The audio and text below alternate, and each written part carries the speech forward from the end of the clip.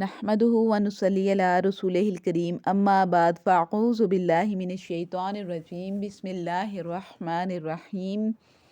آیت نمبر 204 سورۃ البقرہ، جز نمبر 2۔ و اور من سے ناس لوگ، من جو یعجبک تمہیں اچھی لگتی ہے، قولہ اس کی بات، فی میں الحیاتی زندگی دنیا، ویشہد اور وہ گواہ بناتا ہے اللہ کو، علی پر، ما جو، فی قلبہ اس کے دل میں، وہو حالانکہ وہ، الد سخت، الد الخصام سخت جھگڑالو، ٹھیک ہے، یہ منافق کے بارے میں ہے۔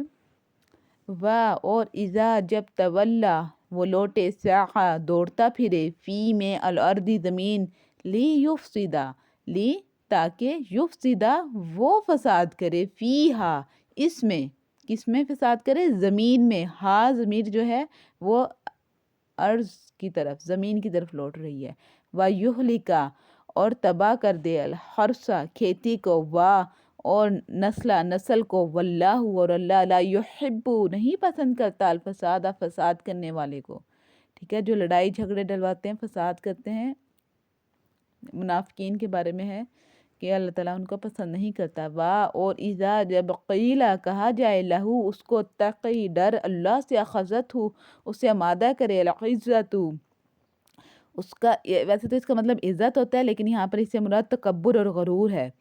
کہ جب اس کو کہا جاتا ہے کہ اللہ سے ڈرو، لیکن اس کا غرور اس کو کیا کہتا ہے، بالاثم گناہ پر، فحسبہ تو کافی ہے اس کو، جہنم جہنم، ولبئس اور البتہ بری ہے، المہاد ٹھکانہ، ٹھیک ہے، جب اس کو کہا جاتا ہے کہ اللہ سے ڈرو، ٹھیک ہے، آگے سے کیا کہتے ہیں، اس کا جو تکبر اور غرور ہے اس کو گناہ پہ ہی جما دیتا ہے، تو ایسے شخص کے لیے اللہ تعالیٰ نے کہا جہنم کافی ہے۔ پھر جہنم کی آگے ڈیفینیشن آ رہی ہے کہ وہ بہت ہی بری جگہ ہے، برا ٹھکانہ ہے انسان کا، ٹھکانہ کہتے ہیں رہنے کی جگہ کو۔ اور من سے الناس لوگ، من جو یشری بیچ ڈالتے ہیں، نفسہ اپنی جان کو، ابتغاء حاصل کرتے ہیں، مرضات اللہ اللہ کی رضا، واللہ اور اللہ رؤوف مہربان ہے، بالعباد بندوں پر، اللہ بے شک اپنے بندوں پر بہت مہربان ہے۔ جب ہم ایسی آیت پڑھتے ہیں جہنم کے بارے میں، ہمارے دل ڈر جاتے ہیں، ٹھیک ہے، تو ساتھ ہی اللہ تعالیٰ خوشخبری سناتا ہے کہ دوسری طرف انسانوں میں سے کوئی ایسا بھی ہے جو رضا الہی میں اپنی جان کھپا دیتا ہے، تو ایسے بندوں پر اللہ بہت مہربان ہے۔ یا اللہ پاک ہم پر مہربان ہو جائے اور ہمیں دین کے لیے قبول فرما لے۔ یا ایھا الذین آمنوا اے لوگوں جو ایمان لائے، ادخلوا تم داخل ہو جاؤ، فی میں سلم اسلام میں، کافۃ پورے کے پورے، اور لا تتبعوا نہ پیروی کرو، خطوات قدم شیطان کے،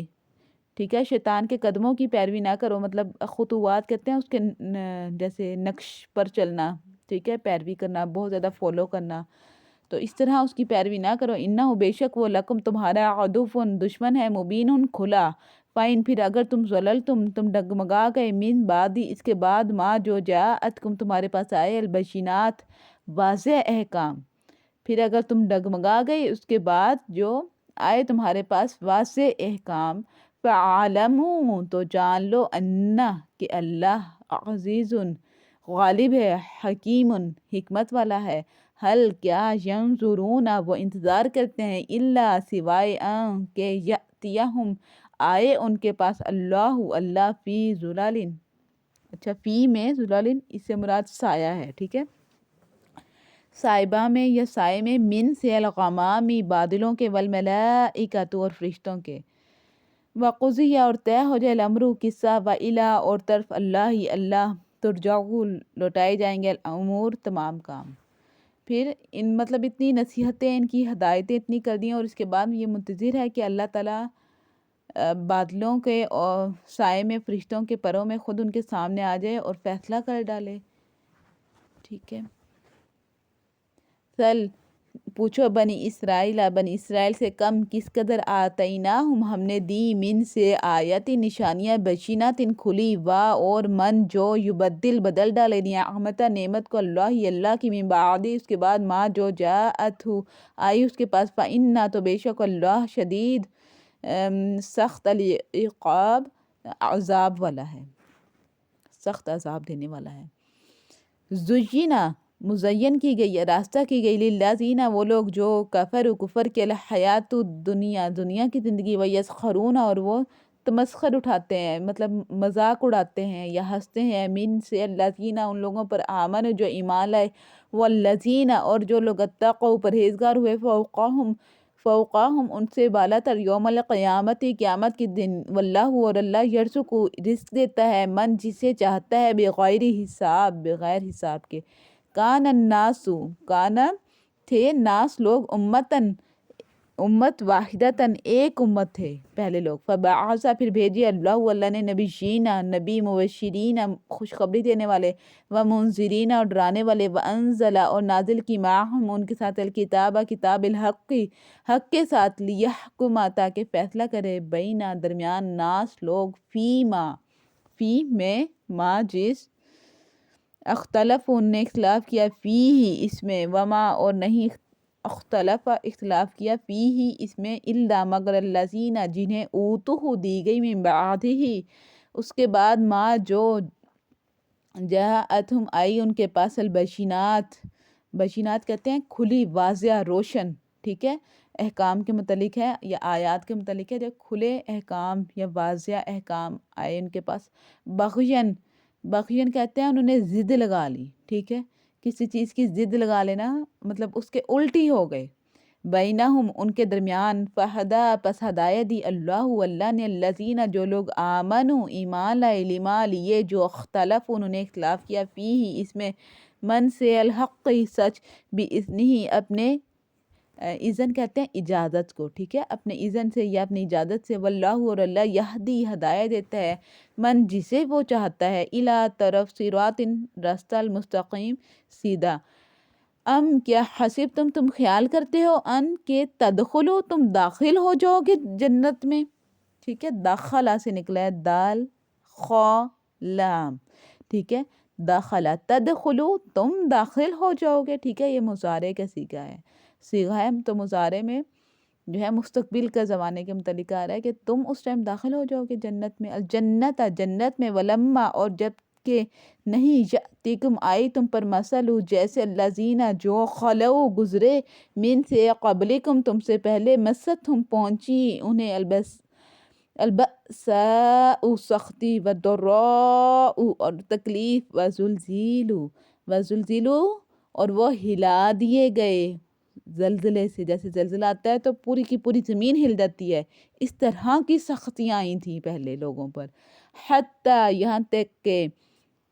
یقول کہنے لگے رسول والذین اور وہ لوگ آمنوا جو ایمان لائے، معہ ان کے ساتھ، متی کب نصر اللہ کی مدد، الا آگاہ رہو، ان بے شک نصر مدد اللہ کی، قریب ہے، یسألونک وہ آپ سے پوچھتے ہیں یا آپ سے سوال کرتے ہیں، سئلہ ٹھیک ہے، سوال کیا یسألونک وہ آپ سے پوچھتے ہیں، وہ آپ سے سوال کرتے ہیں، ما کیا ذا کچھ ينفقون خرچ کریں، کل آپ کہہ دیں ما جو انفقتم تم خرچ کرو گے، ٹھیک ہے، نفق سے نکلا ہے مطلب خرچ کرنا، نون فا قاف، من سے خیرن خیر اس سے مراد بھلائی بھی ہے اور یہاں پر اس سے مراد مال بھی ہے، ٹھیک ہے، فَلِلْوَالِدَيْنِ سو ماں باپ کے لیے، وَالْأَقْرَبَيْنِ اور رشتہ داروں کے لیے، وَالْيَتَامَى اور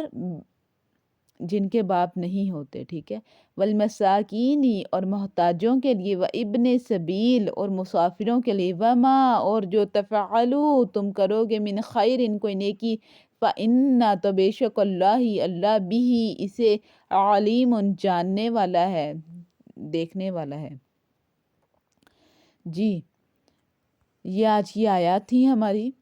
ٹھیک ہے، قرآن پاک کی، تو ان میں اللہ تعالیٰ کیا فرما رہے ہیں اس کی ہم تفصیل پڑھتے ہیں ابھی۔ جی سب سے پہلے ہیں کہ وَمِنَ النَّاسِ مَن يُعْجِبُكَ قَوْلُهُ فِي الْحَيَاةِ الدُّنْيَا،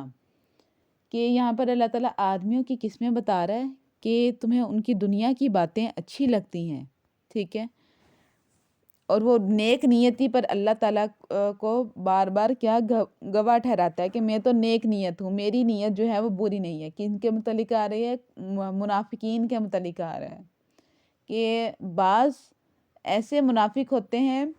کہ وہ کیا کرتے ہیں، ان کی باتیں دنیاوی لحاظ سے تو بہت اچھی لگتی ہیں، اور بار بار وہ اپنے دل میں اللہ تعالیٰ کو گواہ بناتا ہے کہ میری نیت خالص ہے، میری نیت خالص ہے، لیکن اصل میں اس کا کیا مقصد ہوتا ہے؟ زمین میں فساد پھیلانا۔ ٹھیک ہے، اچھا یہ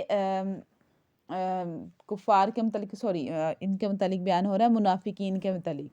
تو جو کہ زمین میں فساد پھیلاتے ہیں، مطلب اگر اللہ تعالیٰ ان کو اقتدار دے دے، ٹھیک ہے، تو یہ زمین میں فساد پھیلائیں گے، ٹھیک ہے، کھیتیوں کو تباہ کر دیں گے، نسلوں کو تباہ کر دیں گے، نسلوں سے مراد انسانی جانوں کو تکلیف میں ڈال دیں گے۔ اور جب ان سے کہا جاتا ہے کہ اللہ تعالیٰ سے ڈرو کہ تم غلط کام کر رہے ہو، تو پھر ان کا جو تکبر ہے، جو ان کا گناہ ہے، تو وہ ان کو گناہ پہ ہی قائم رکھتا ہے، ٹھیک ہے، جو اتنے زیادہ گناہ ہیں تو وہ پھر آگے اس کو نیکیوں کی طرف آنے ہی نہیں دیتے۔ تو پھر اللہ تعالیٰ نے ان کو دوزخ کے بارے میں بتایا ہے، لیکن اس کے بعد والی آیت دیکھیں، اور لوگوں میں سے ایک شخص وہ ہے کہ بیچتا ہے اپنی جان کو اللہ کی رضا کے لیے، اور اللہ نہایت مہربان ہے۔ اللہ سے دعا ہے کہ اللہ تعالیٰ ہم سے بھی اپنا دین کے کام لے، اور ہمیں بھی توفیق دے کہ ہم دین کے رستے میں اپنا مال، اپنی جان، اپنا سب کچھ لگائیں، ٹھیک ہے، اپنا وقت بھی، ٹھیک ہے۔ یہ حضرت صہیب رومی کے متعلق اس آیت کا شان نزول میں بتا دوں کہ حضرت صہیب رومی رضی اللہ تعالیٰ نبی پاک صلی اللہ علیہ وسلم کے صحابہ میں سے ہیں۔ جب وہ مکہ سے ہجرت کر کے مدینہ جا رہے تھے تو کفار اتنی کوئی ان کی بری سازشیں تھیں کہ وہ ہر ایک کا پیچھا کرتے تھے۔ جب نبی پاک صلی اللہ علیہ وسلم نے ہجرت کی، ان کا بھی پیچھا کیا۔ جب ابو بکر بھی تو ساتھ تھے حضرت محمد صلی اللہ علیہ وسلم کے، تو ان کا پیچھا کر رہے تھے، لیکن ایک شخص تو پہنچ بھی گیا تھا، لیکن جب وہ جیسے ہی وہ آگے گھوڑا لے کر آتا تھا تو اس کے جو گھوڑے کے پاؤں تھے وہ زمین میں دھنس جاتے تھے۔ پھر نبی پاک صلی اللہ علیہ وسلم نے اس کو کہا تھا کہ تمہیں کیسر و کسریٰ کے کنگن پہنائے جائیں گے۔ یہ اس ٹائم بہت بڑی طاقتیں تھیں، ٹھیک ہے، یعنی کہ اسلام کا شروع کا جو دور تھا، اس زمانے کی بہت بڑی طاقتیں تھیں، روم فارس، تو ان کے بادشاہوں کو کیسر، کسریٰ، ٹھیک ہے، ان کے نام ہوتے تھے بادشاہوں کے، جیسے ہمارے بادشاہ کو جو ہے پاکستان کے وزیر اعظم کہا جاتا ہے، صدر کہا جاتا ہے، اس طرح وہاں پر کیسر، کسریٰ، ان کے نام رکھے جاتے تھے بادشاہ کے۔ جیسے حضرت ابراہیم علیہ السلام کے زمانے میں جو بادشاہ ہوتا تھا اس کو نمرود کہا جاتا تھا، جتنے بھی بادشاہ سب کا نام نمرود ہوتا تھا۔ موسیٰ علیہ السلام کے زمانے میں جتنے بادشاہ ہوتے تھے ان کو فرعون کہا جاتا تھا۔ اچھا، تو کیا ہوا، تو اس شخص سے پھر حضرت عمر رضی اللہ تعالیٰ کے دور میں جب کیسر و کسریٰ فتح کیے گئے تھے تو ان کے کنگن آئے تھے، تو پھر انہوں نے، وہ بھی صحابی بن گئے تھے، تو انہوں نے نبی پاک صلی اللہ علیہ وسلم کا وہ لکھا ہوا لا کے دکھایا تھا۔ اس ٹائم لکھا تھا کہ جو ہے نا، نبی پاک صلی اللہ علیہ وسلم نے خود فرمایا ہے کہ کیسر و کسریٰ کے کنگن پہنائے جائیں گے، تو اس صحابی نے لا کر دکھایا تھا حضرت عمر رضی اللہ تعالیٰ کو، تو حضرت عمر رضی اللہ تعالیٰ نے ان کو خود کیسر و کسریٰ کے کنگن پہنائے تھے کہ میرے جو ہے وہ اللہ تعالیٰ کے نبی اور ہمارے جو سب سے بڑے آپ کو اگر یہ کہہ کر چلے گئے ہیں کہ آپ کو کیسر و کسریٰ کے کنگن پہنائے جائیں گے، تو ان صحابی کو کیسر و کسریٰ کے کنگن بھی پہنائے تھے۔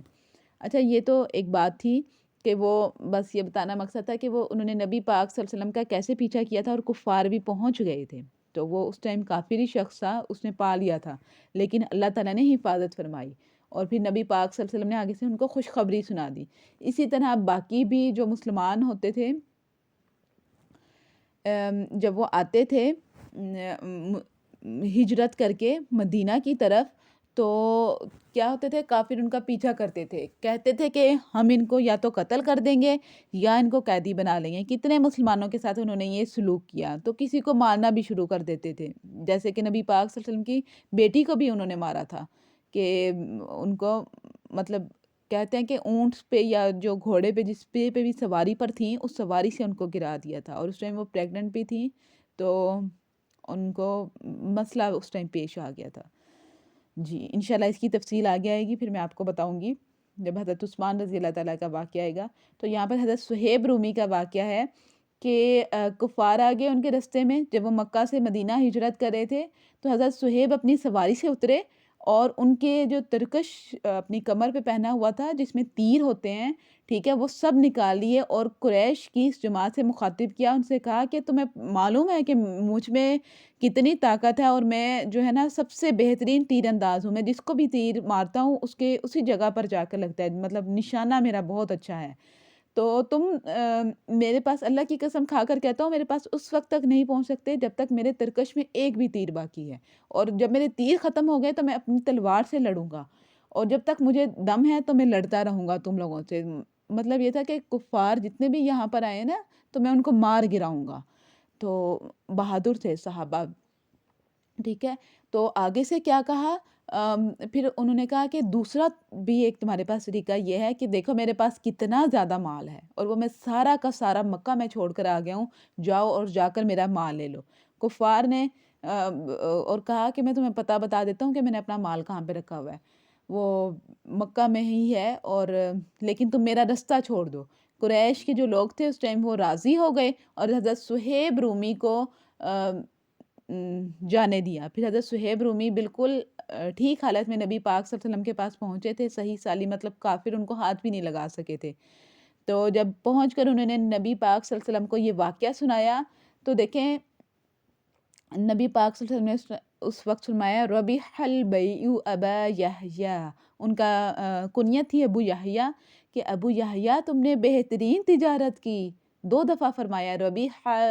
البیع ابا یحییٰ، بے کہتے ہیں بے یہ عین، عربک میں کہتے ہیں تجارت کو، ٹھیک ہے، اس کا مطلب ہوتا ہے تجارت یا لین دین کرنا، ٹھیک ہے۔ تو نبی پاک صلی اللہ علیہ وسلم نے فرمایا کہ تم نے بہترین تجارت کی، یعنی کہ ایمان خرید لیا، ایمان کی طرف آ گئے اور اپنا سارا کا سارا مال لے کر آ گئے۔ تو پھر اس آیت نبی پاک صلی اللہ علیہ وسلم نے اس کے متعلق یہ بیان فرمایا، اور دیکھیں اللہ تعالیٰ کو اپنے بندوں کی نیکیاں بڑی پسند آتی ہیں۔ پھر اللہ تعالیٰ نے بھی فرمایا وَمِنَ النَّاسِ مَن يَشْرِي نَفْسَهُ ابْتِغَاءَ مَرْضَاتِ اللَّهِ وَاللَّهُ رَؤُوفٌ بِالْعِبَادِ، ٹھیک ہے، اور لوگوں میں ایک شخص وہ ہے کہ بیچتا ہے اپنی جان کو اللہ تعالیٰ کی رضا کے لیے۔ اچھا، میرے سے کچھ بچیوں نے ضاد کے بارے میں پوچھا تھا تو میں اس کے بارے میں آپ کو بتا دوں، ضاد اور ضاد یہ دونوں قرأت پڑھی جاتی ہیں، ٹھیک ہے۔ آپ نے اپنی زبان کی جو سائیڈ ہے وہ آپ کی جو داڑیں ہیں اس کے نیچے والے حصے سے یا اوپر والی داڑوں کے، ٹھیک ہے، اوپر والے حصے سے اور یا نیچے والے حصے سے کسی ایک کو آپ ٹچ کریں گی سختی سے، ٹھیک ہے۔ لیفٹ سائڈ بھی آپ زبان کی ٹچ کر سکتی ہیں اور رائٹ بھی، میری ویسے لیفٹ ہی ٹچ ہوتی ہے، تو میں آپ کو یہ بتا دوں تو دونوں قرأت ٹھیک ہیں، ضاد کے ساتھ بھی اور ضاد کے ساتھ بھی۔ تو کچھ بچیوں نے مجھ سے پوچھا تھا کہ میں نے ضاد کے ساتھ ضالین اس ٹائم پڑھا، تو بچیوں نے پھر مجھ سے پوچھا کہ کیا ہم ضاد کے ساتھ پڑھتی ہیں، ہمارا اب تک جتنا قرآن پاک پڑھا گیا ہے کیا وہ غلط ہو گیا ہے؟ تو میں آپ سب کو بتا دوں کہ غلط نہیں ہے، دونوں ثابت ہیں، ٹھیک ہے، پریشان نہیں ہونا آپ نے۔ جی، تو اس آیت کا شان نزول آپ کو معلوم ہو گیا، ٹھیک ہے، یاد رکھا کریں آیات کے شان نزول ساتھ لکھ لیا کریں یہ واقعات، ٹھیک ہے۔ آگے دیکھیں نیکسٹ آیت ہے، اے ایمان والو داخل ہو جاؤ اسلام میں پورے کے پورے اور مت چلو کہ شیطان کے قدموں پر اور وہ تمہارا کھلا دشمن ہے، پھر اگر تم چلنے لگو اس کے اور پہنچ چکے تم کو صاف حکم تو جان رکھو بے شک اللہ زبردست حکمت والا ہے۔ اچھا، یہ اس کا بھی ایک میں واقعہ بیان کروں گی۔ سب سے پہلے میں ایک چھوٹی سی پہلے بات بتا دوں کہ نبی پاک صلی اللہ علیہ وسلم اور اللہ تعالیٰ کی اطاعت کرنی ہے، تو اللہ تعالیٰ یہاں پر فرما رہا ہے کہ اسلام میں جب داخل ہونا ہے پورے کے پورے داخل ہونا ہے، یہ نہیں کہ اسلام کے کچھ احکام کو مان لیا اور کچھ کو چھوڑ دیا۔ حضرت موسیٰ علیہ السلام کی جو شریعت تھی نا، ٹھیک ہے، اس میں جو تھا ہفتے کا دن تعظیمی دن تھا، ٹھیک ہے، ہفتے کے دن عبادت کا دن تھا، ہفتے کے دن جو تھا سمجھا جاتا تھا کہ ہفتے کے دنوں میں افضل دن، جیسے کہ نبی پاک صلی اللہ علیہ وسلم کی شریعت میں جمعہ کے دن کو افضل سمجھا جاتا ہے، جمعہ کے دن کو کہا جاتا ہے کہ یہ افضل دن ہے ہفتے کے دنوں میں، ٹھیک ہے۔ تو ہم جمعے کو ہی زیادہ افضل کہتے ہیں، ٹھیک ہے، تو یہ چیز تھی۔ لیکن حضرت عبداللہ بن سلام جب وہ مسلمان ہوئے، یہود کے وہ بہت بڑے عالم تھے، تو جب وہ مسلمان ہوئے تو انہوں نے کیا کیا، اس کو اور اس کے علاوہ ایک اور چیز بھی حرام تھی حضرت موسیٰ علیہ السلام کی شریعت میں، وہ تھا اونٹ کا گوشت۔ وہ اونٹ کا گوشت نہیں کھاتے تھے، اور ہفتے کے دن کی تعظیم کرتے تھے، یہ ان پر 2 چیزیں واجب تھیں۔ لیکن جب وہ داخل ہوئے اسلام میں تو انہوں نے کیا کیا، انہوں نے کہا کہ بے شک گوشت حلال ہو گیا اونٹ کا، ہمارے جو نئے دین میں ہم داخل ہوئے ہیں، اسلام میں جو ہم داخل ہوئے ہیں اس میں، تو بے شک اس میں اونٹ کا گوشت حلال ہے، اور تعظیم جو ہے جمعے کے دن کی ہے۔ تو انہوں نے کہا تو یہ غلط تو نہیں ہوگا کہ باوجود حلال ہونے کے ہم صرف نہ کھائیں، ہم اس کو مانتے ہیں حلال لیکن اونٹ کا گوشت نہیں کھائیں گے، اور ہفتے کے دن کی بھی تعظیم کر لیں گے، جمعے کے دن کی بھی کر لیں گے۔ تو پھر اللہ تعالیٰ نے یہاں پر فرمایا، اس کے متعلق آیات نازل ہوئیں، تو اللہ تعالیٰ نے یہ ان کا جو فیصلہ تھا اس کو رد کیا کہ نہیں، کہ اسلام تو پورا کا پورا آ چکا ہے، اب اس میں ہی داخل ہونا ہے۔ اگر آپ نے ابھی بھی کسی پچھلی شریعت کی کو فالو کرتے رہے تو یہ شیطانی امر ہوگا، ٹھیک ہے، اور یہ گناہ کہلائے گا، اور اس کے سبب عذاب ہونے کا بھی خطرہ ہے، ٹھیک ہے۔ ایک تو ہو گیا یہ۔ اس کے بعد دیکھیں، حل ینظرون، کیا وہ اسی کی راہ دیکھتے ہیں کہ آئے ان پر اللہ تعالیٰ خود ابر کے سائبانوں میں اور فرشتے، اور طے ہو جائے قصہ، اور اللہ ہی کی طرف لوٹیں گے سب کام۔ یعنی یہود کے متعلق یہاں پر یہ بیان ہو رہا ہے کہ وہ لوگ ایمان نہیں لاتے تھے، وہ کہتے تھے کہ اللہ تعالیٰ، تو پھر اللہ تعالیٰ نے فرمایا کہ کیا اللہ تعالیٰ ان کے پاس خود آ جائے بادلوں کے سائبہ میں اور فرشتوں کے ساتھ، اور اس سے مراد مطلب قصہ تمام ہو جائے، اس سے مراد یہاں پر قیامت کا ہے، تو قیامت میں یہ حال ہوگا۔ تو پھر اس وجہ سے ان کو منع کیا جا رہا ہے کہ اسلام لے آؤ، صحیح عمل شروع کر دو، تو یہ کام نہ کرو کہ اللہ تعالیٰ کا انتظار کرو، مطلب وہ تو پھر قیامت کا دن ہوگا نا جب یہ سب کچھ ہوگا۔ پوچھو بنی اسرائیل سے کس قدر عنایت کی ہم نے ان کی نشانیاں، ہم نے ان کو کھلی نشانیاں دیں، اور جو کوئی بدل ڈالے اللہ کی نعمت کو بعد اس کے پہنچ چکی ہے تو اللہ تعالیٰ کا عذاب سخت ہے۔ اب دیکھیں اللہ تعالیٰ نے کتنی نعمتیں دیں، اس کے بعد بھی یہ لوگ ایمان نہیں لاتے، ٹھیک ہے۔ اور سجینا، سجائی گئی یا مزین کی گئی کافروں کے لیے دنیا کی زندگی کو، اور وہ ایمان والوں کا مذاق اڑاتے ہیں، کس وجہ سے؟ کیونکہ اس وقت ایمان والے جو تھے نا، غریب لوگ تھے، ٹھیک ہے، ان کا مذاق اڑانے لگے۔ اور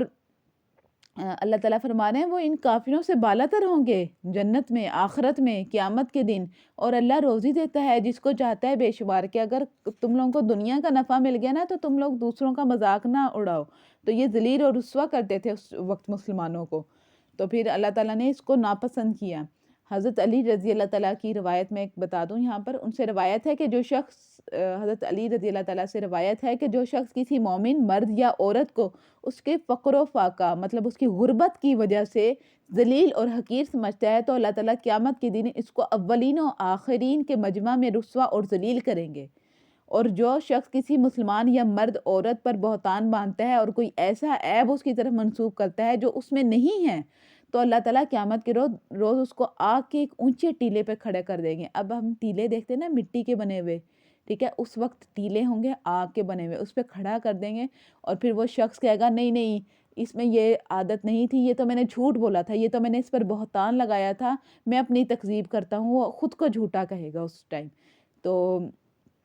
یہ ہوگا قیامت کے دن حال۔ تو ان آیات میں کیا سیکھا کہ ہم نے کسی کا بھی مذاق نہیں اڑانا۔ اب آپ دیکھیں، آپ کے گھر کوئی معزز شخص آئے، کوئی عزت والا، پیسے والا، بڑی سی گاڑی میں وہ آ رہا ہے، آپ کو پتہ ہے اس کا بڑا بنگلہ بنا ہوا ہے، کوٹھی بنی ہوئی ہے فلاں جگہ پر، آپ کو اس کی کتنی تعظیم کریں گے، اس کو کتنی عزت دیں گے، اپنے مہنگے صوفے پر اس کو بٹھائیں گے، اپنے ڈرائنگ روم میں لے کر آئیں گے، اور کوئی اچھی سی ڈرنک اس کے آگے پیش کریں گے، اس کی اچھی سے اچھی دعوت کریں گے، اچھے سے اچھے کھانا کھلائیں گے۔ لیکن آپ کو پتہ ہے کہ فلاں محلے میں آپ کی ایک رشتہ دار رہتی ہے یا جاننے والی رہتی ہے، آج وہ آ رہی ہے، تو اس کے لیے آپ کیا ایسا اہتمام کریں گے؟ اگر آپ کا جواب ہاں میں ہے تو اللہ تعالیٰ کی مطلب اس میں رضا اور خوشنودی شامل ہے کہ اللہ تعالیٰ خوش ہوتا ہے اپنے بندوں سے. لیکن اگر ہم اس کو حقیر اور ذلیل سمجھیں گے، نہیں نہیں یہ تو فلاں سے آ رہی ہے، کوئی بات نہیں، ہے تو اس جگہ بھی بیٹھ جائے گی، اس کو تو یہ پرانے ڈنر سیٹ میں کھانا دے دوں گی، اس نے کون سا کچھ کہنا ہے، اس کے لیے تو میں چلو ایک ہی ڈش بنا لیتی ہوں، عام سی سادی گھر میں جو بنایا ہے وہی ہم اس کو کھلا دیں گے. تو کسی کو حقیر اور ذلیل نہیں سمجھنا. جیسی عزت اور احترام ہم نے دوسرے کا کیا تو اس کا بھی ویسے ہی کریں، ٹھیک ہے. اور حقیر نہ سمجھیں کسی کو، شاید وہ زیادہ ایمان والا ہو، شاید اس کے پاس ایمان کی زیادہ دولت ہے، ٹھیک ہے. تو اللہ تعالیٰ ہمیں برے اعمال سے بچائے. اور اس کے علاوہ کسی عورت اور مرد پہ ہم نے بہتان نہیں لگانا. اتنی زیادہ بچیوں کی عادت ہوتی ہے، اسکول کالجز میں پڑھ رہی ہیں، ٹیوشنس پڑھ رہی ہیں، کہیں اکیڈمی جا رہی ہیں، کہیں بھی جا رہی ہیں، تو ٹیچر کی صورت میں ہے، اسٹوڈنٹس کی صورت میں ہے، تو کسی بھی صورت میں وہ لازمی بات کریں گے کہ فلاں کا فلاں کے ساتھ افیئر ہے، ٹھیک ہے. اب جو یہ کہتا ہے نا کہ فلاں کا فلاں کے ساتھ افیئر ہے تو یہ غلط چیز ہے، ٹھیک ہے. تو اس پر قرآن پاک کہتا ہے کہ تم 3 گواہ لے کر آؤ کہ آپ لوگوں نے ان کو ایک ساتھ دیکھا ہے، ٹھیک ہے. 3 گواہ لے کر آؤ، ٹھیک ہے، قاضی کی عدالت میں، اور کہو کہ ہاں جی ان کے آپس میں معاملات ہیں، ٹھیک ہے. اور اس کے بعد اگر 3 گواہ نہیں لا سکتے تو پھر خود گواہی دو، 3 دفعہ کہو اللہ تعالیٰ کی قسم اٹھا کر کہ اس کا اس کے ساتھ افیئر ہے، یا اس نے اس کے ساتھ کوئی غلط کام کیا ہے، یا پھر آپ نے اس کو اس حالت میں دیکھا ہے، برہنہ حالت میں ان دونوں کو دیکھا ہے، تو اس طرح کی قسم اٹھانی ہوگی. اور اس کے بعد اگر چوتھی قسم یہ اٹھانی ہوگی کہ اگر میں جھوٹا ہوں تو مجھ پر اللہ کی لعنت ہے، ٹھیک ہے. تو اس کو لیعان کہتے ہیں. اپنی بیوی کو کوئی شخص اس حالت میں دیکھ لے تو اس کو بھی کہا جاتا ہے کہ 3 گواہ لے کر آؤ. 3 گواہ نہیں لا سکتے تو 3 دفعہ یہ قسم کھاؤ. تو اب یہ ہم بہتان نہیں کسی پر باندھ سکتے، ٹھیک ہے. کسی میں برائی ہمیں نظر آ گئی تو اس کے 3 گواہ بھی ہونے چاہیے، کوئی اور بھی 3 لوگ اس کو وہ برائی کرتا دیکھیں تو پھر کہیں کہ ہاں اس شخص میں یہ برائی ہے، اس سے پہلے نہ کہیں، ٹھیک ہے. ہم کسی کے دلوں کی حالت نہیں جانتے، اللہ تعالیٰ دلوں کی حالت جانتا ہے، اللہ تعالیٰ انسان کی نیتوں کو جانتا ہے. ہم کون ہوتے ہیں کسی پر بہتان لگانے والے، ٹھیک ہے. نیکیاں تو ہم سے کی نہیں جاتی، نماز ہم مشکل سے پڑھتے ہیں، ٹھیک ہے، عبادتوں میں ہماری کمیاں، اور دوسروں پر بہتان لگانے میں ہم اتنے تیز ہیں. اللہ تعالیٰ نے یہاں پر سزا بتا دی ہے کہ کیا سزا ہے اس کی. اور ایک جگہ یہ بھی آتا ہے کسی پر الزام لگانا، بہتان لگانا، یہ بھی آتا ہے کہ اس کو 80 کوڑے مارے جائیں، ٹھیک ہے. دنیا کی سزا اس کے لیے یہ ہے کہ اس میں یہ چیز نہیں ہے تو اس کے 80 کوڑے مارے جائے. امام مالک کے دور کا واقعہ ہے کہ ایک عورت جو ہے فوت ہو گئی، ٹھیک ہے. تو دوسری عورت جو نہلانے کے لیے اس کو آئی تو وہ اس کو نہلا رہی تھی، نہلاتے نہلاتے اس نے کہا اس کا تو مطلب کسی سے ناجائز تعلقات تھے، تو اس طرح اس عورت پہ بات کی. تو ابھی نہلاتے نہلاتے اس کا ہاتھ چپک گیا اس عورت کی ٹانگ کے ساتھ. جو فوت ہوئی تھی اس کا مطلب نہلا رہی تھی نا، تو اس کا نہلانے والی کا ہاتھ تھا اور مرنے والی کا جو ٹانگ تھی اس کے ساتھ چپک گیا. اور اتنی تدبیر کی اس کا ہاتھ ہی نہ الگ ہو، اس کا ہاتھ الگ ہی نہیں ہو رہا تھا. تو اب وہ کہتے کہ اس عورت کا ہاتھ کاٹ دو، جو کہ گھر والے تھے وہ کہتے اس عورت کا ہاتھ کاٹ دو اور اس ٹانگ کے ساتھ ایسے ہی چپکا ہوا قبر میں جائے. تو انہوں نے کہا، نہلانے والی کے گھر والوں نے کہا کہ نہیں نہیں، ہماری عورت کا ہاتھ کیوں کاٹیں گے آپ، ہماری عورت کا نہ کاٹو، اپنی عورت کا جو فوت ہوئی ہے اس کے گوشت کا اتنا حصہ کاٹ کے اس کے ہاتھ کے ساتھ لگا رہنے دو. تو انہوں نے کہا کیوں ہم اپنے مردے کو خراب کریں، ہم کیوں ایسے کریں، ہم نے نہیں کرنا. اسی طرح بحث چھڑی. امام مالک اس ٹائم جو کہ تابعین ہیں، جنہوں نے صحابی سے ملاقات کی ہوئی ہے، صحابہ سے، تو وہ اس ٹائم امام مالک کے پاس گئے لوگ اور ان سے کہنے لگے کہ آپ اس کا فیصلہ کریں. تو امام مالک نے بھی یہ کیس پہلی دفعہ سنا تھا تو وہ بھی اس بارے میں پریشان ہوئے، لیکن انہوں نے کہا کہ قرآن پاک میں ہر چیز کا حل ہے. تو قرآن پاک کے مطابق انہوں نے کہا کہ میں فیصلہ کرتا ہوں. انہوں نے قرآن پاک پڑھنا شروع کیا اور پھر جو آیت پر پہنچے کہ اگر کوئی کسی پر الزام لگا دے تو اس کی سزا 80 کوڑے ہیں. تو انہوں نے کہا کوڑا پکڑ لو اور جس نے الزام لگایا نا اس عورت نے جو نہلا رہی تھی، اس کے 80 کوڑے لگا دو. کوڑے لگانا شروع کیے، ٹھیک ہے. لگاتے لگاتے دیکھو کوڑے جب لگتے ہیں نا پورے جسم پر نشان پڑ جاتے ہیں، ٹھیک ہے، ضربوں کی صورت میں. اور وہ چمڑے کے کوڑے ہوتے تھے اور زور زور سے لگانے ہوتے تھے جلاد نے. تو وہ اس کو لگائے جا رہے ہیں عورت کو، جیسے آپ بیلٹ سمجھ لیں،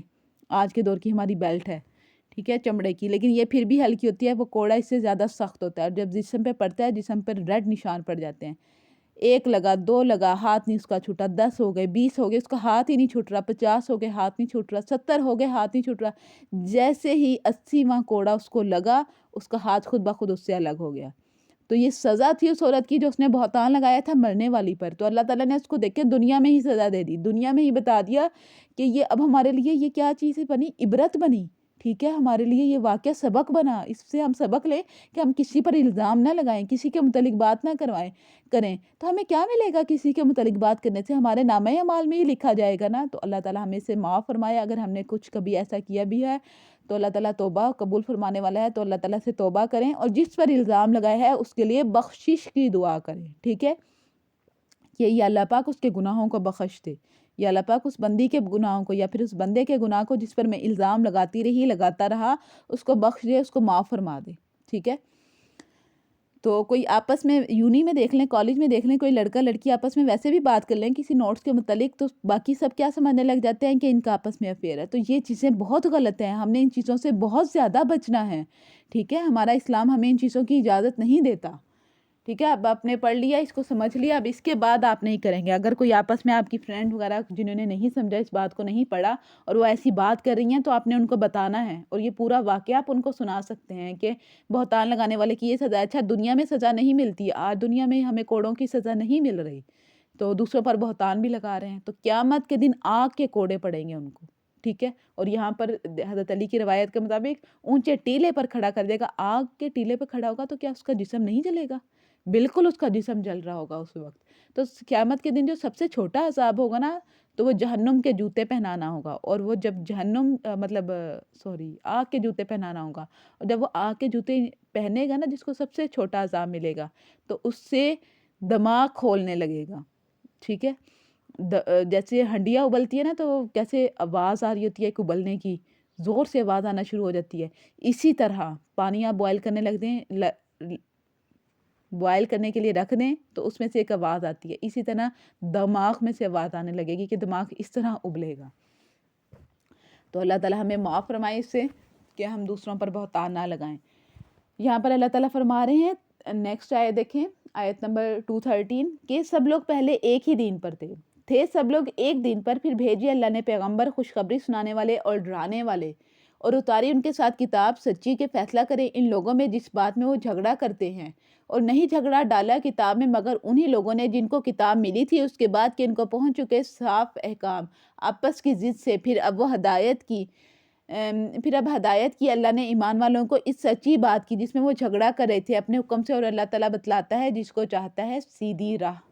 تو یہاں پر اللہ تعالیٰ فرما رہا ہے کہ پہلے جب اللہ تعالیٰ نے انسان پیدا کیے تو سب کے سب ایک ہی عقیدے پر تھے۔ اچھا انسان کا عقیدہ تبدیل ہونے میں صدیاں لگ جاتی ہیں، تو یہاں پر عقیدہ توحید پر تھے، آدم علیہ السلام، ان کی اولاد، سب کو معلوم تھا کہ اللہ ایک ہے، اللہ کی عبادت کرنی ہے، ٹھیک ہے، وہ اللہ کی عبادت کرتے تھے، اللہ تعالیٰ کو الہ سمجھتے تھے۔ کہتے ہیں 10 قرن لگیں، قاف را نون قرن، اس سے مراد ہے 10 صدیاں، مطلب 1000 سال لگا لوگوں کو شرک کرنے میں۔ اور یہ جو لوگ آج عیسائی کہتے ہیں نا کہ نعوذ باللہ حضرت عیسیٰ اللہ تعالیٰ کے بیٹے ہیں، یہ شرک کرتے ہیں نا، تو یہ غلط کرتے ہیں، اور پہلے والے عیسائی ایسے نہیں کرتے تھے جو حضرت عیسیٰ علیہ السلام کے دور میں تھے، وہ بالکل حضرت عیسیٰ علیہ السلام کی شریعت کے مطابق چل رہے تھے۔ ان کو پورے 300 سال لگے یہ کہنے میں کہ عیسیٰ علیہ السلام اللہ تعالیٰ کے بیٹے ہیں، تو اتنی جلدی جو بدعت ہے وہ فوراً نہیں اثر پکڑتی، اس کو کتنے سال کتنی صدیاں لگتی ہیں، اور اس کے بعد لوگ اس کو فرض سمجھنے لگ جاتے ہیں۔ جیسے آج کل کہا جاتا ہے کہ جمعہ کی مبارکباد نہ دیں، اس کو دین کا حصہ لوگ سمجھتے ہیں کہ ہاں جی جمعہ تو افضل دین ہے، اس کی مبارکباد دینی ہے، تو ہماری نسل آگے آنے والی، اس کے بعد ان سے آگے آنے والی نسلیں 7-8 نسلیں گزر جائیں گی، اور وہ جمعہ کی مبارکباد دینا اپنے فرض سمجھیں گے، جیسے اللہ تعالیٰ نے اس کا حکم دیا جمعہ کی مبارکباد دینا ہے۔ اس لیے منع کیا جاتا ہے کہ چھوٹی چھوٹی بدعتیں نہ سٹارٹ کی جائیں، ٹھیک ہے، تو یہ گناہ ہیں، یہ غلط چیزیں ہیں، جو غلط باتیں ہیں، ان سے بہت زیادہ بچنا چاہیے، چھوٹی چھوٹی باتوں سے، بدعتوں سے۔ تو ان آیات میں یہی ہے، اللہ تعالیٰ یہی بیان فرما رہے ہیں، سورۃ یونس میں ہے، یعنی سب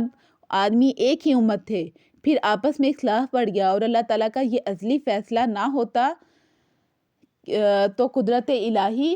ان سب جھگڑوں کا ایسا فیصلہ کر دیتی کہ حق سے اختلاف کرنے والوں کا نام ہی نہیں رہتا. مطلب قیامت کے دن پر اللہ تعالیٰ نے یہ سب کچھ رکھ دیا کہ اس ٹائم حق اور باطل کا فیصلہ ہو کر رہے گا. پھر اللہ تعالیٰ فرما رہے ہیں سورۃ الانبیاء میں آیت نمبر 92، یہ تمہاری جماعت ایک ہی جماعت ہے اور میں تمہارا رب ہوں، اس لیے میری ہی عبادت کرتے رہو. سورۃ المؤمنون میں اللہ تعالیٰ فرما رہا ہے آیت نمبر 52 میں، یعنی یہ تمہاری جماعت ایک ہی جماعت ہے، میں تمہارا رب ہوں اور مجھ سے ہی ڈرتے رہو. سیم آیت آ رہی ہیں سورۃ مومنون میں بھی اور سورۃ انبیاء میں بھی. اچھا، اور سورۃ اعراف میں 172 میں اللہ تعالیٰ نے فرمایا الست بربکم الست بربکم، کیا میں تمہارا رب نہیں ہوں؟ الست، کیا میں نہیں ہوں؟ بربکم، تمہارا رب. تو یہ ہمارے سے وعدہ لیا گیا، ہماری روحوں سے لیا گیا ہے. اس ٹائم ہمارے جسم نہیں تھے، اس ٹائم ہماری روحیں تھیں اللہ تعالیٰ کے پاس. ٹھیک ہے، تو ہم اللہ تعالیٰ سے ہم سب ایک وعدہ کر کے آئے ہیں. ٹھیک ہے، تو اللہ تعالیٰ نے اس ٹائم وعدہ لیا، کیا میں تمہارا رب نہیں ہوں؟ اور اس ٹائم ہماری روحوں نے فوراً کہا بے شک آپ ہمارے رب ہیں. لیکن وہ چیز اب ہماری میموری میں نہیں ہے، ہماری میموری سے ریز کر دی گئی ہے. ٹھیک ہے، تو لیکن ہم نے اب صرف اللہ تعالیٰ کو ہی رب مانا ہے، اللہ تعالیٰ کے علاوہ کسی کو بھی رب نہیں مانا. اس بات کا یقین کر لیں، اللہ تعالیٰ کے علاوہ ہمیں کوئی بھی شخص کچھ نہیں دے سکتا. آج کسی کی بیٹی کے رشتے نہیں ہو رہے تو وہ دوسروں کے پاس جا رہی ہیں. نہیں، آپ صرف ایک کام کریں، تہجد میں اٹھیں اور اللہ تعالیٰ سے مانگیں، رو رو کر اللہ تعالیٰ سے دعا کریں اور اللہ تعالیٰ کو کہیں کہ یا اللہ پاک میں آپ کی محتاج بندی،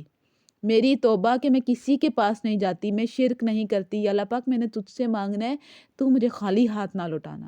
ٹھیک ہے، آج کسی کو اولاد نہیں ملتی تو وہ اللہ تعالیٰ سے یہ تہجد میں اٹھ کے دعا کرے، اس کو ملے گی. ہر چیز اللہ تعالیٰ دینے والا ہے، اللہ تعالیٰ کے قبضے میں ہر چیز ہے. کسی کے پاس مال نہیں ہے وہ اٹھ کے یہ دعا کرے، کسی کے پاس گھر نہیں ہے تو وہ اٹھ کے دعا کرے اللہ تعالیٰ سے. روزہ رکھیں، ٹھیک ہے، اتنے پیارے دن ہیں یہ، ان میں روزہ رکھ لیں اور افطاری کے وقت دعا کریں تو اللہ تعالیٰ تو بہت قریب ہوتا ہے اس وقت اور اپنے بندے کی دعا کو قبول کرتا ہے. تہجد میں اللہ تعالیٰ آخری آسمان پر، جو دنیا والا آسمان ہوتا ہے نا، اس پر اللہ تعالیٰ آیا ہوتا ہے اور پوچھتا ہے کہ کیا ہے، کوئی ہے بخشش مانگنے والا مجھ سے، میں اس کو بخش دوں. پھر اللہ تعالیٰ اس طرح کے کتنے سوال کرتا ہے کہ مجھ سے فلاں چیز مانگنے والا ہے، کیا چیز مانگنے والا ہے تو میں اس کو وہ عطا کروں. کیا وہ دین کوئی مانگ رہا ہے، کوئی اس ٹائم میں اپنے لیے ہدایت مانگ رہا ہے، کوئی اس ٹائم میں اپنے لیے دنیا مانگ رہا ہے، کوئی مال مانگ رہا ہے، کوئی کچھ مانگ رہا ہے، تو اللہ تعالیٰ ہر بندے کو اس کو عطا کر کے جاتے ہیں. ٹھیک ہے، اس ٹائم اللہ تعالیٰ عطا کر دیتا ہے بندوں کو. ٹھیک ہے، لیکن یہ ہمارا کامل یقین اور ایمان ہونا چاہیے. لیکن اگر دل میں ہوا نا کہ پتہ نہیں اللہ تعالیٰ دے گا کہ نہیں، میں دعا تو کیے جا رہی ہوں، میری تو دعائیں نہیں قبول ہوتی، اس طرح کی باتیں نہیں کرنی، یہ غلط باتیں ہیں. سیدھا بس اللہ تعالیٰ سے دعا کرنی ہے اور اللہ پر معاملہ چھوڑ دینا ہے. اور پھر کسی کو نہیں کہنا کہ میں تہجد میں اٹھ کے یہ دعا کر رہی ہوں تو پتہ نہیں قبول ہی نہیں ہو رہی ابھی تک، ایسے نہیں کہنا. بالکل آپ خاموشی سے بس اللہ سے مانگتی رہیں. تو اس بات پر میرا کامل یقین ہے کہ اللہ تعالیٰ لازمی عطا کرے گا. تو اللہ تعالیٰ اپنے بندوں پر بہت مہربان ہے اور عطا کرتا ہے. اچھا، تو یہاں پر جو ہے نا عقیدہ توحید کے متعلق، تو حضرت آدم علیہ السلام سے حضرت ادریس علیہ السلام تک تمام لوگ جو ہے وہ عقیدہ توحید کے ہی قائل تھے. ٹھیک ہے، تقریباً 1000 سال کا زمانہ ہے حضرت آدم علیہ السلام سے لے کر حضرت ادریس علیہ السلام تک. اس کے بعد حضرت نوح علیہ السلام کا عقیدہ بھی عقیدہ توحید تھا، لیکن حضرت نوح علیہ السلام کی قوم نے ان کو بے حد تنگ کیا، بے حد اتنا تنگ کیا کہ انہوں نے بد دعا دے دی ان کو. تو اس کے بعد طوفان نوح آیا، سب لوگ کشتی میں سوار ہو گئے تھے، جتنے بھی لوگ کشتی میں سوار ہوئے تھے وہ عقیدہ توحید کو ماننے والے تھے. ٹھیک ہے، اور ان زمانوں میں کوئی اختلاف نہیں تھا، اختلاف بعد میں آتے رہے، لوگوں نے بعد میں اختلاف پیدا کیے. تو یہ سب باتیں پھر لوگوں کی کہی گئی ہیں. اللہ تعالیٰ معاف فرمائے ہمیں اختلافات سے. ہم بھی کتنے اختلاف کرتے ہیں نا، کہ حدیث میں آتا ہے کہ کسی امت کے، مطلب عیسائیوں کے بارے میں آتا ہے کہ ان کے 71 فرقے ہیں، یہودیوں کے 72 فرقے ہیں. نبی پاک صلی اللہ علیہ وسلم نے فرمایا میری امت کے 73 فرقے ہیں. ٹھیک ہے، اور ان میں سے صرف ایک فرقہ جنت میں جائے گا. اللہ اکبر. آج کتنے لوگوں نے فرقے بنا لیے، اپنے بنا لیے نا. تو صحابہ نے پوچھا تھا کون سا فرقہ جنت میں جائے گا، تو نبی پاک صلی اللہ علیہ وسلم نے فرمایا جو میرے طریقے پر اور میرے صحابہ کے طریقے پر رہا، ٹھیک ہے، وہ لوگ جنت میں جانے والے ہوں گے. اب دعا کریں، ٹھیک ہے، سنت کو نکالیں. احادیث ہمارے پاس نا صحیح احادیث، صحیح کہتے ہیں جس کے راوی جتنے بھی ہیں نا روایت کرنے والے، وہ جو ہے نا پکے مطلب ان کی یادداشت جو ہے نا وہ پکی ہو، وہ ان کا حافظہ کمزور نہ ہو۔ تو ہمارے پاس صحیح احادیث کی ایک بہت ہی پیاری کتاب موجود ہے، صحیح بخاری۔ تو اللہ تعالیٰ ہمیں توفیق دے عمل کرنے کی، کہ ہم جو ہے عمل کریں، ٹھیک ہے۔ صحیح بخاری کی آپ اپنے پاس کتاب رکھیں، شرح منگوا لیں اس کی آپ لوگ، اور اپنے پاس وہ لازمی پڑھیں اور دیکھیں کہ اس میں نبی پاک صلی اللہ علیہ وآلہ وسلم کے کیا طریقے تھے، ایک ایک چیز کا طریقہ بیان کیا گیا ہے۔ تو اللہ تعالیٰ ہمیں عمل کی توفیق دے۔ اور اس کے علاوہ تو ویسے بھی آپ قرآن پاک پڑھ رہے ہیں تو اس میں بھی بہت زیادہ چیزیں ہیں، تمام مسائل کا حل آ جائے گا۔ جو نہیں منگوا سکتے کوئی مسئلہ نہیں ہے، تو اللہ تعالیٰ آسانیاں کریں۔ اچھا جی، اس کے بعد آیت ہے یہاں پر اللہ تعالیٰ فرما رہا ہے، کیا تم کو یہ خیال ہے کہ جنت میں چلے جاؤ گے، حالانکہ تم پر نہیں گزرے حالات ان لوگوں کے جیسے جو ہو چکے تم سے پہلے، کہ پہنچی ان کو سخت تکلیف اور وہ جھڑجھڑائے گئے، یہاں تک کہ کہنے لگا رسول اور جو اس کے ساتھ ایمان لائے تھے کہ کب آئے گی اللہ کی مدد، سن رکھو اللہ کی مدد قریب ہے۔ اچھا دیکھیں، صحابہ اور رسول جو ہیں وہ شکوہ نہیں کرتے، وہ اللہ تعالیٰ سے شکوہ نہیں کرتے۔ ہم انسان ہیں کہ ہم شکوہ کرتے ہیں۔ تو نبی پاک صلی اللہ علیہ وسلم کی ایک حدیث بھی ہے کہ اس میں بیان کیا گیا ہے کہ سب سے زیادہ مصائب اور تکالیف جو ہیں وہ انبیاء کو آتی ہیں، ٹھیک ہے۔ انبیاء کو سب سے زیادہ سخت بلائیں اور مصیبتیں انبیاء علیہ السلام کو پہنچتی ہیں، اور ان کے بعد جو ان کے قریب تر ہیں یعنی صحابہ، ان لوگوں پر بہت زیادہ سختیاں آئی تھیں۔ کیونکہ آپ دیکھ لیں، میں تھوڑا سا زمانہ ہی بتا دوں، ہجرت کے بعد ایک قبلے کا واقعہ ہوا جس کی وجہ سے ان کو ادھر کے اندر کے لوگوں نے ہی تنگ کرنا شروع کر دیا۔ پھر اس کے بعد بدر کی جنگ ہوئی، ٹھیک ہے، 313 اور مقابلے میں 1000، ٹھیک ہے۔ اس کے بعد احد کی جنگ ہوئی، اس کے بعد خندق ہوئی۔ دیکھیں کوئی زمانہ دیکھیں اسلام کا تھا، تو دیکھیں صحابہ کو بیچارے جو ہیں وہ چین سے نہیں اس ٹائم بیٹھ سکے، کبھی کوئی جنگ ہو رہی ہے، کبھی کوئی دشمن حملہ کرنے کے لیے آ رہا ہے، کبھی کسی سے دشمنوں سے نپٹا جا رہا ہے، کبھی اپنے حملہ کر رہے ہیں، مطلب مدینہ میں رہنے والے وہ انہوں نے ساتھ دے دیا تھا نا یہودیوں نے، کفار کا۔ تو اس طرح کبھی کوئی حملہ کر رہا ہے، کبھی کچھ کر رہا ہے، کبھی خندق کی جنگ ہو رہی ہے، کبھی کوئی جنگ ہو رہی ہے، مطلب وہ بیچارے جنگوں میں ہی رہے۔ غزوہ موتا ہوئی ان کی جنگ، تو کتنی جنگیں ہوتی رہیں۔ اس کے علاوہ چھوٹے چھوٹے، یہ تو غزوات تھے نا، اس کے علاوہ چھوٹے چھوٹے اور بھی جنگیں ہوتی رہیں جن کا بہت کم ذکر ملتا ہے، اس کو سرقے کہتے ہیں، سین رے کاف یہ۔ تو وہ سرقہ ہوتا ہے کہ اس میں یہ ایک تو کھانے والا ہوتا ہے نا، ایک دوسرے ہوتا ہے سرقہ، اس میں جو ہے وہ تھوڑے سے صحابہ جیسے کہیں جا رہے ہیں اپنا مال وغیرہ فروخت کرنے کے لیے مختلف علاقوں میں، تو وہ ڈاکو آئے، لوٹنے لگے، پھر وہ وہاں سے ان سے جنگ کرنے لگ گئے۔ تو اس طرح کے چھوٹے چھوٹے واقعات بھی ہوتے رہے ہیں۔ تو دیکھیں صحابہ کے ساتھ کتنی مشکلات پیش آئی ہیں، تو جب یہ اتنی زیادہ مشکلات آئیں تو جھنجھوڑ دیے گئے تھے وہ۔ تو ہم پر تو ایسا زمانہ ہی نہیں آیا، ایسی مشکلات ہی نہیں آئی ہیں ہم پر، اور ہم جنت کے دعوے دار بنے بیٹھے ہیں کہ ہم تو بھائی جنت میں جائیں گے، بھائی آپ تو بہت نیک ہیں، آپ تو جنت میں جائیں گے، آپ جنت میں جائیں گے۔ تو اس کا فیصلہ تو اللہ تعالیٰ کرنے والا ہے کہ کون جنت میں جاتا ہے، کون جہنم میں جاتا ہے۔ ہم اتنے بڑے دعوے نہیں کر سکتے، ہم پر تو وہ مشکلات، وہ مسائل، پریشانیاں نہیں آئیں۔ تو اللہ تعالیٰ مغفرت فرمائے اور ہمیں بغیر حساب کتاب جنت میں داخل کرے۔ ہم تو مستحق ہی نہیں ہے کہ ہمارے جیسے اعمال ہیں، اللہ تعالیٰ ہمیں معاف فرمائے۔ تو جنت کے مستحق تو وہی ہوئے نا، انبیاء، اولیاء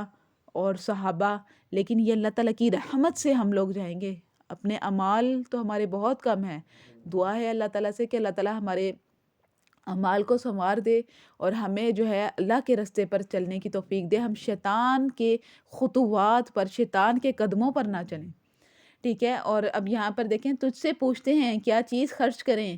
کہہ دو کہ جو کچھ تم خرچ کرو، مال سب ماں باپ کے لیے، قرابت والوں کے لیے، یتیموں کے لیے، محتاجوں کے لیے، مسافروں کے لیے، جو کچھ کرو تم بھلائی، سو بے شک اللہ کو خوب معلوم ہے۔ اچھا، یہاں پر صحابہ کرام رضی اللہ تعالیٰ نے سوال کیا تھا نبی پاک صلی اللہ علیہ وسلم سے خرچ کرنے کے متعلق۔ تو میں ایک بتا دوں آپ کو بات کہ صحابہ نے بہت کم نبی پاک صلی اللہ علیہ وسلم سے سوال کیے ہیں، تقریباً 17 سوال ملتے ہیں 17 جگہوں پر۔ ایک تو یہ دیکھیں اسی جگہ پر سورۃ البقرہ میں آیا ہے، تو انہوں نے پوچھا تھا کہ ہم کیسے خرچ کریں، کیا خرچ کریں۔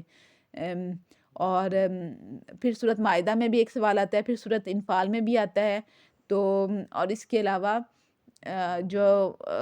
6 سوال کفار نے بھی کیے تھے جن کے جواب خود اللہ تعالیٰ نے دیے ہیں، ٹھیک ہے؟ یہ تو وہ سوال ہے نا جن کے جواب اللہ تعالیٰ خود دے رہا ہے، کہ سورۃ اعراف میں، سورۃ بنی اسرائیل میں، سورۃ کہف میں، سورۃ طٰہٰ میں، سورۃ نازعات میں، یہ کفار کے سوال ہیں ان تمام صورتوں میں، ٹھیک ہے؟ تو پھر یہاں پر یہ لوگ پوچھ رہے ہیں، تو یہاں پر صحابہ نے نبی پاک صلی اللہ علیہ وسلم سے سوال کیا تھا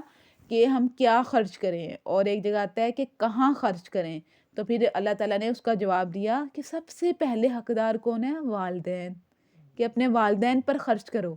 ٹھیک ہے؟ تو والدین پر اب زکوٰۃ نہیں دی جا سکتی والدین کو، تو لیکن والدین پر ہم جتنا بھی اپنا مال خرچ کریں تو وہ اللہ تعالیٰ صدقے کے ثواب میں لکھتا ہے اس کو، تو لکھوایا جاتا ہے اس کو۔ تو سب سے بہترین صدقہ یہی ہے کہ اپنے اہل و عیال پہ خرچ کریں۔ دیکھیں ایک شخص کما کے لاتا ہے، پورا مہینہ محنت کرتا ہے، اس کے بعد اس کو تنخواہ ملتی ہے یا پورے دن کی محنت، اور اس کے بعد وہ لا کے اپنے اہل و عیال پہ خرچ کر دیتا ہے، اپنے والدین پر، اپنے بہن بھائیوں پر، اپنے بیوی بچوں پر، جن کی کفالت اللہ تعالیٰ نے اس کے ذمہ دی ہے۔ دیکھیں کتنا بڑا اس کا دل ہے، وہ سب کچھ خرچ کر دیتا ہے۔ اگر ایک عورت کمانے لگ جائے نا،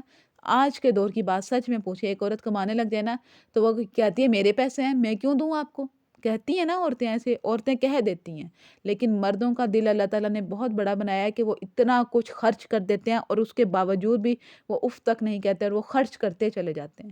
ٹھیک ہے؟ تو یہاں پر والدین کا ذکر ہے اور رشتہ داروں کا ذکر ہے، ٹھیک ہے؟ رشتہ داروں میں بہن بھائی، باقی سب بیوی بچے سبھی اس میں آ جائیں گے،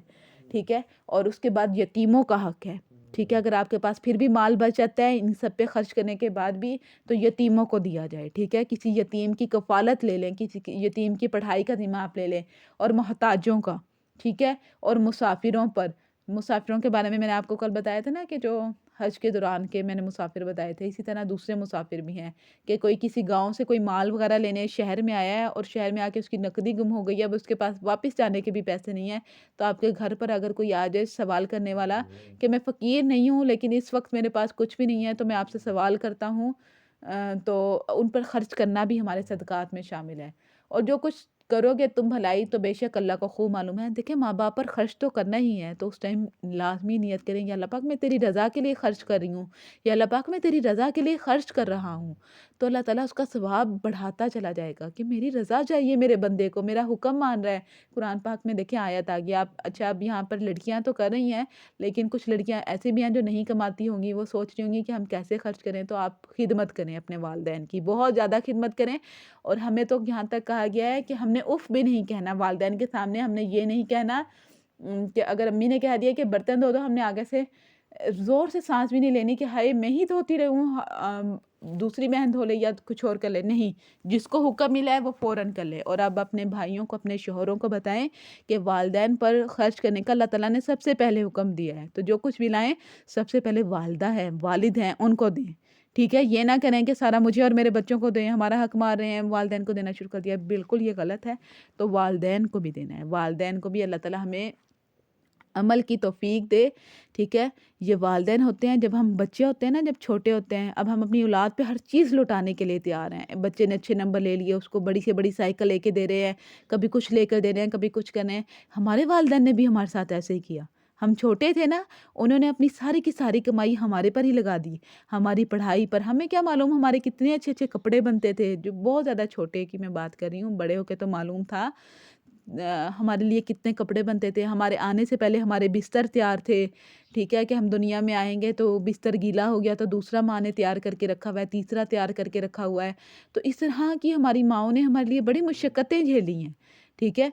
تو 9 ماہ ایک بوجھ اٹھا کے چلنا، ٹھیک ہے؟ ہم بوجھ کی صورت میں ہی تھے اپنی ماں کے، لیکن وہ پھر بھی اپنے گھر کے امور انجام دیتی رہی۔ اس نے یہ نہیں کہا کہ میں یہ کیوں پیدا کروں، میرے پاس تو گھر کے کام ہی بہت ہیں، نہیں، اس نے پھر بھی پیدا کیا، ہمیں دنیا میں لے کر آئی، کتنا بڑا اس کا احسان، ٹھیک ہے؟ والدہ کا تو اللہ تعالیٰ کا سب سے بڑا احسان، اس کے بعد ہمارے نبی پاک صلی اللہ علیہ وسلم کا، اور اس کے بعد ہمارے والدین کا، ان کا ہم پر سب سے زیادہ حق ہے، تو ان کو اف نہیں کہنا، ان کو غلط نہیں کرنا۔ تو آج کی سبق میں ہم نے بہت سی باتیں سیکھی ہماری معاشرتی زندگی کے متعلق، والدین کا ادب و احترام کے ساتھ ان کی خدمت، اور ان کی بات پر ہم نے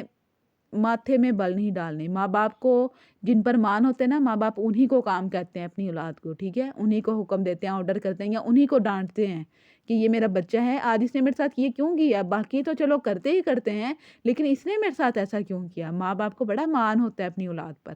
تو ماں باپ کی بات ماننی ہے۔ ایک چیز یہ اف تک نہیں کہنا۔ اف کوئی واقعی میں ورڈ نہیں ہے۔ اف یہ زور سے سانس لینے کو کہتے ہیں، یوں کریں تو اف کی آواز اس میں آتی ہے۔ تو اس طرح کا سانس بھی نہیں لینا ماں باپ کے سامنے، اونچی آواز میں بھی نہیں بات کرنی۔ اپنی والدہ کوئی غلط کام کر رہی ہیں تو ان کو سمجھائیں پیار سے، امی یہ شرک میں آتا ہے، یہ غلط کاموں میں آتا ہے، امی میں نہیں چاہتی قیامت کے دن آپ جہنم میں جلیں، آپ آگ میں جلیں وہاں پر جا کے، امی نہیں آپ یہ کام چھوڑ دیں، امی چلیں اٹھیں نماز میں پڑھیں، آپ نہیں اٹھ کے وضو کر سکتی، لائیں میں آپ کو وضو کروا دوں، اب پانی کا برتن لے کر آئیں، آپ کو ایک ایک قدم پر نیکی ملتی ہے، کتنا اللہ تعالیٰ ثواب دیتا ہے اپنے بندوں کو، ٹھیک ہے؟ اپنی والدہ کا بہت احترام کرنا ہے، جو بھی آپ کو کہہ رہی ہیں نا چپ کر کے کریں، ٹھیک ہے؟ بس یہ ہے کہ آپ نے یہ دیکھنا ہے کہ دین کے خلاف نہ ہو، دین کے خلاف ہے تو پھر آپ خود ان کو پیار سے مسالے سے ان کے کندھے دبانے لگ جائیں، ان کو لے کر بیٹھ جائیں، ان کے ہاتھ پکڑ لیں، ہاتھ چومیں، ان کو مطلب ان کے گلے میں اپنی بازویں ڈالیں، امی یہ غلط کام ہے، میں نہیں چاہتی، میں نہیں چاہتا کہ آپ کو قیامت کے دن آپ کے ساتھ کچھ ہو، میں نے یہ چیز پڑھ لی ہے، مجھے اس کا علم ہو گیا ہے کہ یہ غلط ہے، تو آپ نے یہ نہیں کرنا امی، میرا دل دکھتا ہے کہ میں نہیں چاہتی کہ آپ کے ساتھ ایسا ہو، ٹھیک ہے؟ آپ نے اس طرح کی باتیں کرنی ہے۔ کیوں نہیں ماں مان جاتی؟ اپنی ماں سے کہیں اچھا یہ کام نہیں ہو رہا، لائیں دیں میں کر دیتی ہوں، کوئی بات نہیں، کوئی مسئلہ نہیں ہے، اپنی ماؤں کے ساتھ اپنی ماؤں کو ہاتھ بٹائیں، ٹھیک ہے؟ ایک چیز تو یہ سیکھی، دوسری کہ ہم نے کسی پر بہتان نہیں لگانا، ٹھیک ہے؟ کسی پر بھی کوئی بات نہیں کسنی، کسی کے متعلق کچھ نہیں کہنا۔ اللہ تعالیٰ سب کو حرام رشتوں سے بچائے اور حلال رشتہ عطا کرے، ٹھیک ہے؟ تو یہ سب جو ہے نا دنیا کی زینتیں ہیں، تو اللہ تعالیٰ ہمیں ان سے بچائے، اور بہتان نہیں لگانا کسی پر، کوئی غلط بات نہیں کہنی، تو اللہ تعالیٰ اس سے ہم سے ناراض ہو جائے گا، تو ہم نے اللہ تعالیٰ کی ناراضگی والے کوئی بھی کام نہیں کرنے، ٹھیک ہے؟